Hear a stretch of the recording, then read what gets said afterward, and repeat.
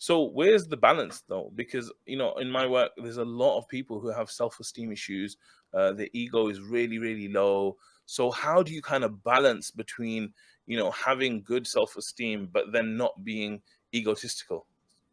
Yeah, that's great. I think, yeah, just to step back a bit on that point, I think that's really important. So I think what really happens is people sort of have their own, view of entitlement. I am entitled to this, right? And that could be at an Mm, absolute level, like from a shaitan's perspective, that, okay, I should be the best, I should have the most, and so on and so forth. Or sometimes the entitlement is basically a relative thing. Well, I don't care how much I have on an absolute level, but I should be at least having more than this guy or this girl, what mm, have you, right? And I think that thing. So you have your own worldview that based on what I have or what I've put in effort, I believe that I should have always better than these 10 people or this whole community or at least this one person. And I think that's where it really messes you up, because that decision, like what you have, the results that you have are not something that you can control, right?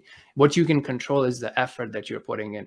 And that's mm. something, kind of going back to your point about, like, well, we're not saying that you just like do nothing and you're just aiming very low, right? The ulul himma, that concept of like high ambition and high aspiration is something that is encouraged in Islam, right? So stepping back, like from a perspective of your expectations of results and your entitlement, Allah subhanahu wa ta'ala says, Am lil insani ma tamanna, right? Should the man have whatever he wishes, right? Or should Allah subhanahu wa ta'ala have that? However, on the other spectrum, right? I mean, we have the beautiful hadith by the Messenger of Allah sallallahu alaihi wasallam, that al-mu'min al-qawi, right? He is better and more beloved in the sight of Allah subhanahu wa ta'ala than the one who is weak. However, both has goodness in it, right? So from that perspective, yes, our mindset should be that I want to be a stronger version of myself day in and day out. So tomorrow should be a stronger version of myself today, and the next year I should be stronger than who I am today. And then obviously you can look at different spectrums and the whole, the life cycle, okay, health, wealth, iman, and so on and so forth. So that part is really, really important, and that would come more about your own expectations from your own self, what habits you have, what discipline you have, what goals you are chasing, how you're using your time, and that is really, really important. Okay, amazing. Yeah, this is really good. And so, you know, um, again, I wanna ask you, like, how do I balance? How do I know if I have too much ego? How do I know if I'm too egotistical, or how do I know if my ego's too low and I need to like ramp it up? Like, how do I decide that as someone watching? Great. Yeah, I think, okay, so that can be broken down into many different things, right? So let's just starting from what you said about, la hawla wa la quwwata, right? And I think just overall, the dhikr of remembrance of Allah subhanahu wa ta'ala, I think is really, really key in every aspect, Yeah. right? Okay. Great. So once if you do that as a habit, right, and you're not just like saying it and like counting or what have you, and then you have no clue what you're saying it, but you're actually, Mm, I think, like, even if you take it from a a psychology and personal development perspective, what does dhikr do? It helps you condition a mindset, right? It becomes your mm, habit.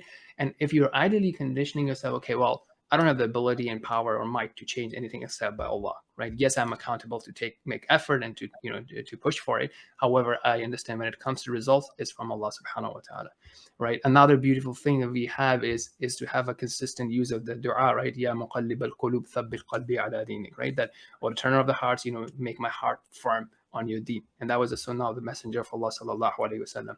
And lastly, like also again on the dhikr aspect, right? When we are reading Quran, like look at verses that kind of tells you that, okay, who is in charge, right? So another thing, actually, Allah subhanahu wa ta'ala says to Rasulullah sallallahu alaihi wasallam in Surah Al-Isra, right? وَلَوْلَا أَن ثَبَّتْنَاكَ لَقَدْ كِدْتَ تَرْكَنُ إِلَيْهِمْ شَيْئًا قَلِيلًا. Had we not, made you firm, right, you would have inclined towards them a little. So this thing is being said, so meaning that, okay, always like having that sort of condition, and that would come from the dhikr one.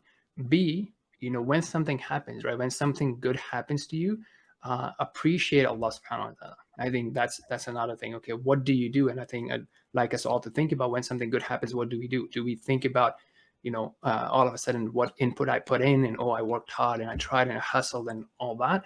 Or are we first and foremost really and truly from our heart, giving it back to Allah subhanahu wa ta'ala? I mean, Habib is very famous for that, right? And sometimes we just like make like clips of it and we celebrate it. But however, you really have to have it coming from your heart, that regardless, everybody's cheering you, they're celebrating you, they're celebrating your hard work, but he's giving at least public credit to Allah subhanahu wa ta'ala. And do we do that? mm. Like, and it's more important, do we do it from our heart or not? or do we even go from like, performing a sujood shukr, right, frustration of gratefulness or not? So I think Yeah. just being aware of what you're doing is really, really important. Yeah, I mean, these are really, really good practical things that you're saying because, if you look at someone like Ryan Holiday, he wrote this book called Ego is the Enemy. And the truth is, bro, that if we as human beings just follow our ego the whole of our life, we will destroy ourselves. We'll be destroyed, right? Like just like Mm. shaitans. And so our whole way of life needs to be to control that ego, to make sure that it doesn't overpower what we should be doing. And the three tips that you've given there, I think, are amazing. So to constantly do adhkar, make sure you're remembering Allah all the time, to make sure that you're making dua to Allah, make sure that you're reading your Quran and you're exposing yourself to what Allah is saying in the Quran. So I think all of these things are amazing.